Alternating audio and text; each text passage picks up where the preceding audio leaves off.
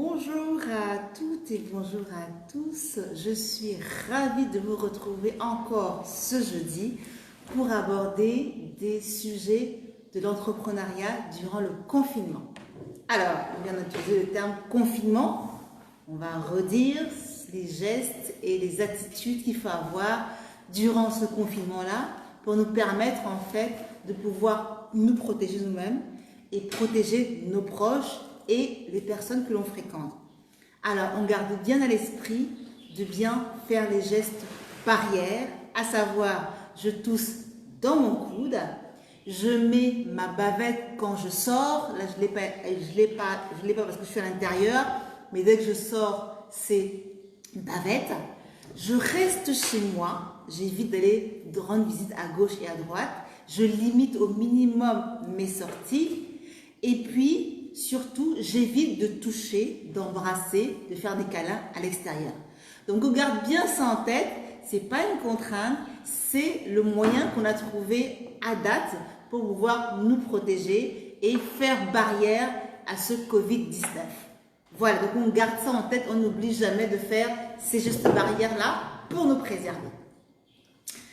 Bien, une fois que c'est dit, on va avancer notre processus en fait de confinement. Je voudrais juste rappeler pourquoi est-ce qu'on a décidé en fait de travailler sur ces sujets-là. C'est parce que le confinement, c'est aussi l'occasion de pouvoir se poser, de pouvoir réfléchir aux projets, aux activités que l'on postpone, c'est-à-dire que l'on reporte régulièrement, faute de temps, faute de motivation, faute d'envie, faute d'énergie. Bref, que l'on décale régulièrement. Dans le confinement, c'est une contrainte, mais c'est à chacun d'entre nous de transformer cette contrainte-là en une opportunité. C'est-à-dire de regarder en quoi est-ce que je peux faire de ce confinement-là un moment, une période, une séquence de jours qui me serviront, moi, dans le cadre personnel, dans le cadre professionnel, dans le cadre associatif, dans le cadre familial. Ici, on va parler essentiellement de l'entrepreneuriat puisque c'est la thématique de nos sujets réguliers. Alors, déjà on se dit, je suis confiné, c'est une contrainte, mais qu'est-ce que j'en fais?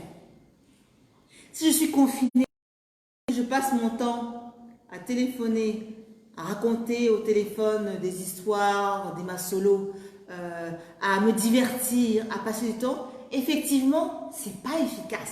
Je ne grandis pas, je n'apprends rien.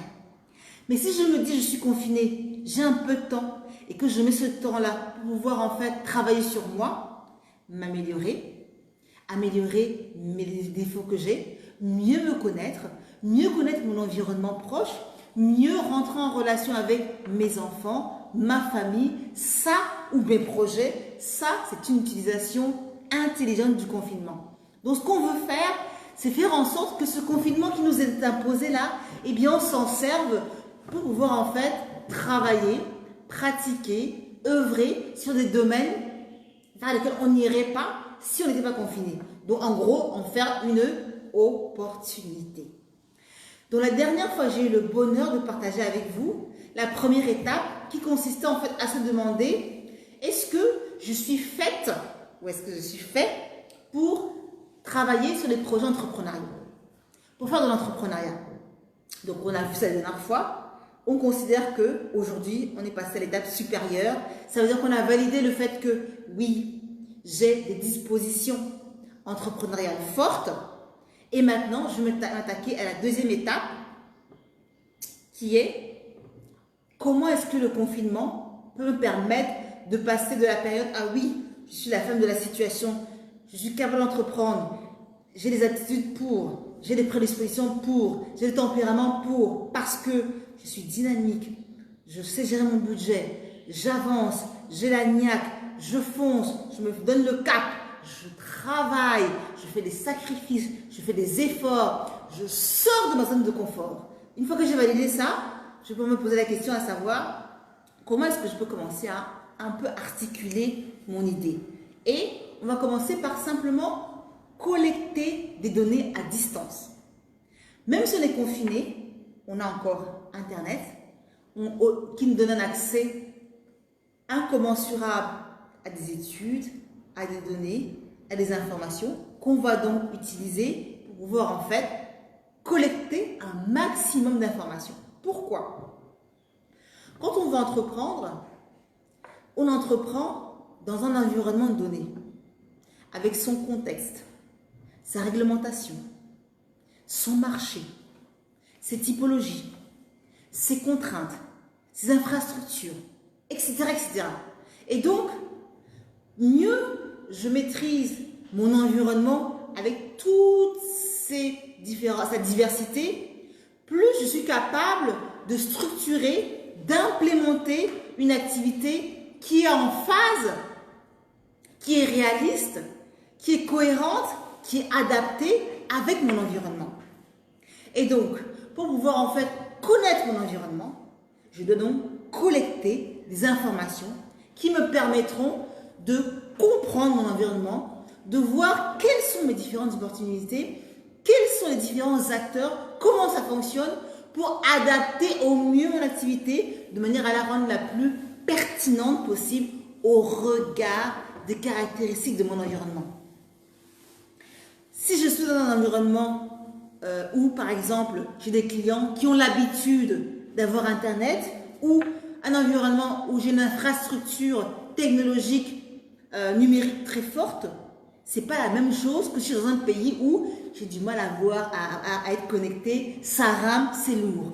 Donc, quand je connais mes caractéristiques, je suis capable d'adapter mon projet en fonction de mon environnement. Et donc là, la question, ça va être comment est-ce que je vais pouvoir collecter un maximum d'informations pour pouvoir en fait mieux connaître mon environnement et parce que je le connais bien, mettre en place une activité qui est en phase, qui est cohérente et qui est adaptée, qui correspond à mon environnement.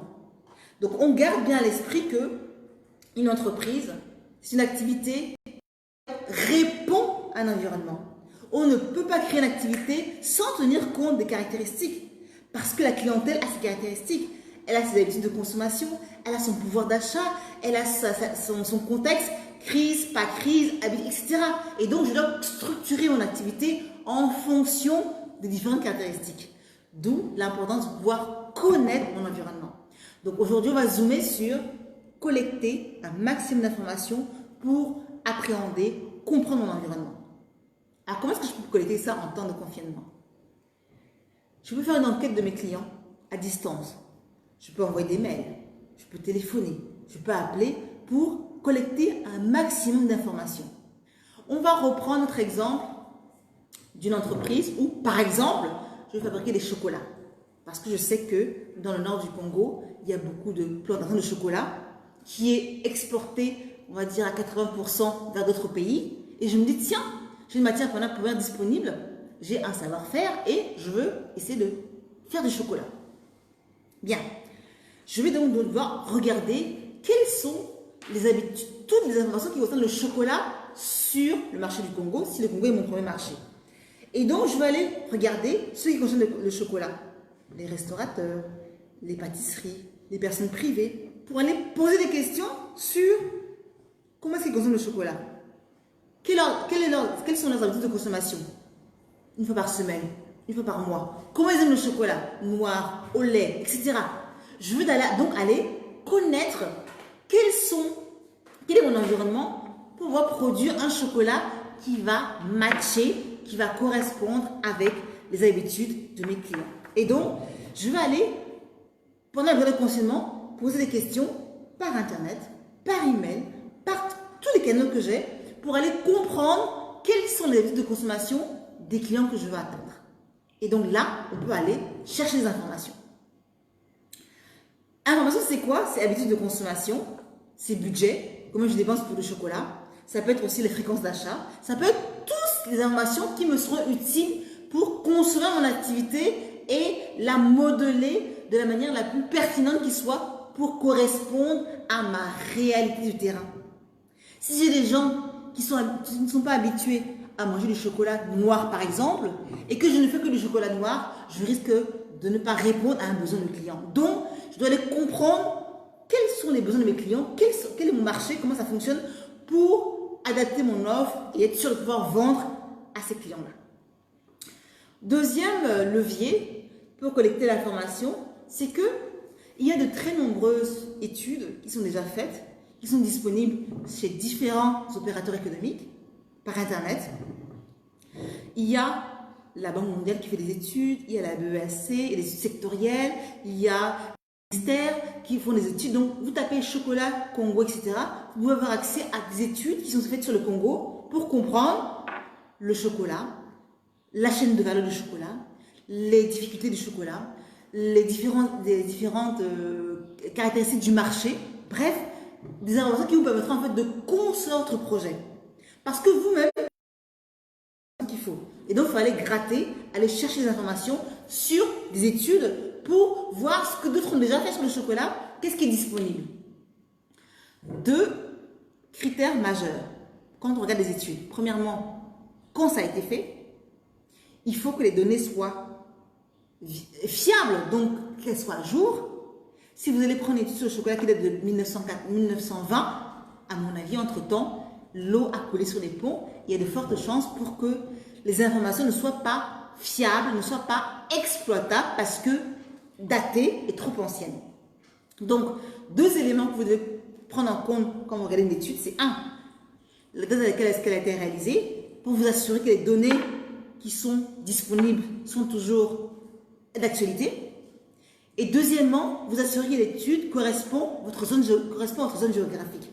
Souvent, on va prendre l'étude sur l'Afrique de l'Ouest, sur l'Afrique du Sud ou internationale.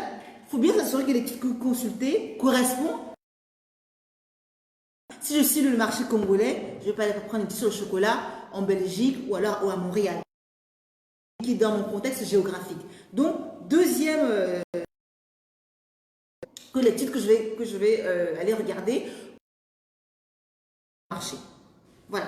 Première donnée à jour, étude correspond à mon marché. Troisième élément au niveau de la collecte de données, en fait, c'est de pouvoir en fait assurer que je vais chercher. Comment je cherche? Je tape chocolat au Congo. Chocolat, je regarde tout ce qui est disponible. Quand je consulte Internet, je ne m'arrête pas à la première page. Des fois, vous avez 10, 20, 30, 40. Vous avez plusieurs données sur la page, deuxième page, troisième page, etc. etc. Je ne m'arrête pas à la première page. On continue à regarder les pages Internet. Et puis, je vais aussi collecter des données en fait sur mes métiers de production. C'est-à-dire, je collecte des données sur le métier ou l'environnement, mais aussi pour savoir qui fait du chocolat dans le monde, quels sont les processus, comment ça fonctionne, pour pouvoir réaliser votre étude de production, comprendre votre environnement, maîtriser votre savoir-faire, maîtriser votre process et être en capacité de valider que oui, vous voulez vraiment faire du chocolat au regard du marché que vous êtes fixé. Donc voilà ce que je voulais partager avec vous aujourd'hui sur les données à collecter. Je vous donne rendez-vous donc jeudi prochain pour qu'on aborde un troisième volet ensemble. Donc on a abordé 2 volets jusqu'à... Voilà, donc je vous souhaite un bon confinement. Je vous souhaite tout de suite d'aller aller sur Internet, chercher des études sectorielles, chercher vos fournisseurs éventuels, chercher vos motos soir, chercher le métier de votre activité pour vous muscler en connaissance et être capable demain d'avancer sereinement sur votre projet. Pardon? Alors, on me dit quelque chose là? Alors, les SIC se trouvent vers la radio Pointe-Noire, dans le centre-ville de Pointe-Noire, donc l'ancienne radio Pointe-Noire, ou alors vers l'immeuble des Dépêches de Brazzaville. Vous allez voir un gros panneau ESSIC, vous allez prendre une bus sur votre gauche et vous allez arriver directement à l'ESSIC. Donc, si votre question, je vous donne rendez-vous la semaine prochaine. J'espère que d'ici là, vous serez à vos ordinateurs pour aller regarder en fait les différents secteurs d'activité, les études, les fournisseurs, la maîtrise de votre métier pour vraiment vous préparer à aborder de manière sereine et efficace votre future entreprise. Je vous dis à très bientôt.